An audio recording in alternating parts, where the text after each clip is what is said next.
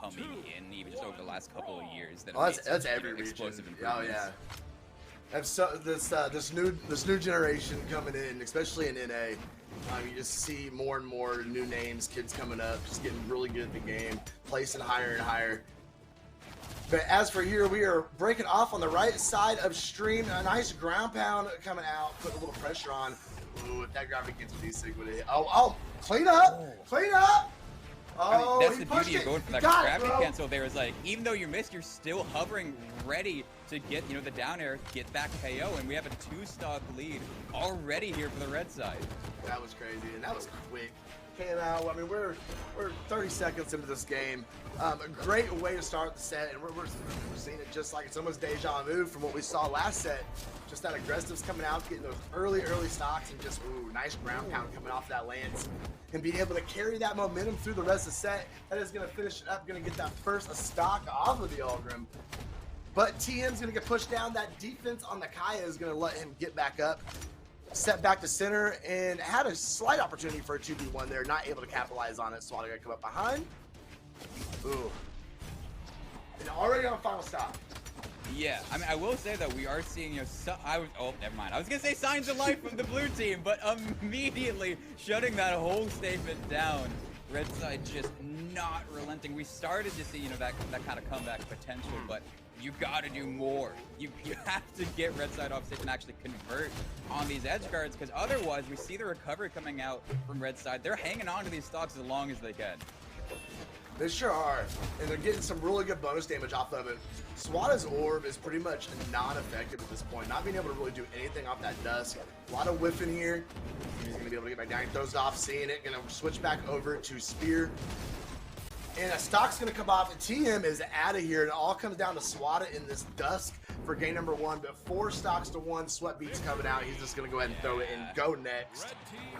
Rayzox and Saphir, really good opening game there in game number 1. Good dominating performance. 5 KOs going to Rayzox. See if we have some adjustments coming from blue team. I don't know if Swata's going to be bringing that dusk back in, or if he's going to swap to something else, because he wasn't having too much luck on him. Yeah, and I think it's interesting because I would assume that Olgrim is the one who's getting a lot of the KOs, but no, Olgrim is just the damage dealer of this composition, and it's working out really well. Absolutely, and we are seeing, though, he did swap off of the, they both swapped. So he did swap off the Dusk. He's going to switch over to the Koji. TM's going to lock in on the Orion. We have no Legend swaps coming over on Red Team. See if maybe this double Legend swap is going to be enough to mix things up. That Lance Spear definitely should mix things up a little bit. See what SWAT is able to do. See what TM's able to do off of it. Yeah, I mean, that's the thing about twos as well. It's you don't just have to adapt to this single legend swap, this single weapon swap. You have in 2 entirely new sets of moves for each of the 2 legends, and so it can be a bit to deal with if you're not prepared. But it's also on blue side. Are you able to make that swap and play to this level right away? And right now, it's still another early lead here for the red team. Yeah, and that Sayer was so close. If it would have hit, that would have been a very early stock. But they have been able to rack up some serious damage on blue team very, very early, as you said. Swata getting sent out, trying to find his way back up. TM cannot. Now we're going to have some pressure. See if this axe come out over off stage. No, they're playing it safe. Got to respect it. Swata able to get back up on stage. Has no weapon. He's just kind of throwing punches out there, hoping for something. Picks up the sword, working in air, but Ray gonna shut him down, goes out to help, gets caught in the neutral sig, but the pressure is still coming over on that left side. Woo! Yeah, I mean, Swata hanging on as long as you can, but it can only do that for so long. Still able to get a decent amount of damage, though. So, again, this is doable. But from what we've seen throughout, this set and the last is once a team gets a lead, the other side has just a really hard time of evening things out. Yeah, momentum has definitely been key, at least from the sets and the games we've seen so far today. Getting that early momentum, bringing out that early aggressiveness, and just carrying it through. Even in the 2v1 situation, they're not able to rack up very much damage against that Algrim. Yeah, because you got Rayzox off stage, and so, I mean, blue team just wanted off for the 2v1 to try and get a favorable position there, but it just let Rayzox get back on, and, you can't give the opponent that many chances to come back, get a weapon, get some more damage, and you've got to really convert off of those openings that you get. Absolutely, absolutely. Oh, Swata trying to finish something up here. Oh, gets him off stage, puts some pressure. He's still working. Uh-oh, teammate coming over to help Swata. Might have, oh, just not enough. Got his fingertips right there, almost to the side of stage, not able to grab a hold of it. Good reversal, being able to get him out of there and get that stock off. Yeah, nice recovery. Red team's looking so good. Red team's looking so good right now. TM, you got to get in there because you have another stock to work with, but you have to be so careful in the process. It's such a tough spot to be in because now, again, Swata in the 2v1. Swata in the air. Oh. Can you land? Yes, you can, but no weapon just yet. You got to play unarmed, and doing that into an Olgrim is a rough time. So now, 2v1, 4 stocks on the red side. It's looking pretty done, so. Yeah, it's pretty much exactly what we saw last time. A little friendly fire there, but that don't matter. Got this job done either way. And, man, they are cruising through this set, just like we saw Solarson and Spectre do last set. We are watching this red team do exactly the same. 2 dominating wins so far at this set, and they are going to try and go ahead and wrap it up. And we're seeing complete legend swap off of red team. I like this Raymond pick from Swata. I do like this. I think this is a good pick. I think it's a desperation pick, but I think he should be able to get some work done with him. Red team sticking to what's been working. I mean, why swap on a win? The stats tell it all. This is a pretty one-sided set here so far. See if they're gonna be able. TM and Swata can try and turn this around a little bit. Yeah, I mean, you got the double gauntlets, and you also have some pretty strong signatures on their end, but I just feel like the team play hasn't been there. I mean, I don't know if this is necessarily a legend issue. It's just like red team's kind of cleaning house. Yeah, it's almost a synergy issue at this point. Because, I mean, both the players on blue team, they're very, very, very talented. I mean, obviously, it played well enough to get this far, but we're just seeing a lot more. I mean, synergy really is a word. We're just seeing it come out of red team, and blue team is just not playing in sync the way red team is. So I'm trying to get my thought out and watching this break off on both sides of the stage right there. Yeah, we finally see a lead here on the blue side. Rayzox just going too far off stage. And so, yeah, now what do you do with that? You get another stock, 2-stock lead here for the blue side. And, I mean, with how red team's been playing throughout this set, it should still be doable for them to turn this around. But now we finally have to see them play on the back foot and how they're able to do that. Yeah, but it's good seeing some life come out of this red team. This blue team. Recovery coming back up, gets back up on stage. TM looking for anti-air. He catches a stare instead, trying to get his way back over. Is able to go ahead and touch, but Ray right there to clean it up. D-Light in the stare, gonna go ahead and take that stock off. And we are looking pretty even here in game number 3. See how this interaction plays out over here. Oh, taken off under stage, come back over on the left side. And we are back really to good coverage from Saphir there. Yeah. Because like we see again, like Ray is going deep, and that came back to bite him in that first stock. It's worrying. It's worrying if that's going to be a trend, because we start to see blue team starting to capitalize off that and start to pressure Ray off stage to a point where, you know, Saphir has to go off and cover, and then we just get in these really awkward spots. And it's working though, because they are still holding on to this lead. And oh, nice little team combo there, trying to bracket up some more damage or holding down center stage. Sapphire reaching up, recovery coming up empty, no punish. Oh, D-Light gonna catch Swata, send him up, and that is, double KO! And a red team and now has the... Had as much as they could. Couldn't even get the sentence out. Very close. Yeah, and so again, like, eyes on Ray at this point. You know, you're in the orange health.